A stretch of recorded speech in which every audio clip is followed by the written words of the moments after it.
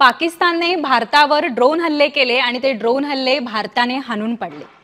Drone हल्ला हा शब्द गेले काही दिवस तुमच्या कानावर येतोय, पण ड्रोन हल्ला म्हणजे नेमकं काय ते या व्हिडिओत पाहू। ड्रोन हे पायलट शिवाय म्हणजे कोणत्याही माणसाच्या मदतीशिवाय चालणारं छोटं यंत्र आहे। लष्करी ड्रोन हे विमानासारखे असतात, जे दूरवरून नियंत्रित केले जातात। या ड्रोनमध्ये कॅमेरे, सेन्सर, बॉम्ब किंवा शस्त्रही बसवलेले असतात। हे ड्रोन थेट टार्गेटवर हल्ला करतात। जेव्हा एखाद्या देशाचा ड्रोन दुसऱ्या देशाच्या हद्दीत बेकायदेशीरपणे घुसतो आणि टेहानी बॉम्ब टाकणे किंवा माहिती गोळा करतो, तेव्हा तो ड्रोन हल्ला समजला जातो। म्हणजेच पाकिस्तानचा ड्रोन जर भारताच्या सीमेत प्रवेश करून कॅमेऱ्याने लष्करी हालचाली टिपत असेल किंवा शस्त्र घेऊन आलेला असेल तर तो भारताच्या सुरक्षेला धोका ठरतो।